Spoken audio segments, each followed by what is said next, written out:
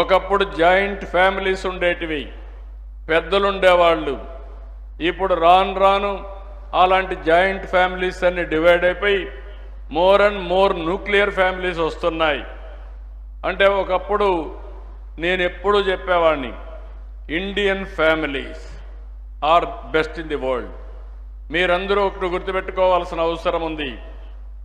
ఇండియాలో ఫ్యామిలీస్ ఏవైతే ఉన్నాయో జాయింట్ ఫ్యామిలీస్గా ఉండడం, ఒక లెగసీ కింద బాధ్యతలు తీసుకోవడం, ఇల్లు అనేది, ఫ్యామిలీ అనేది ఒక social security, financial security, health security, stress buster, ఇవన్నీ ఉంటాయి.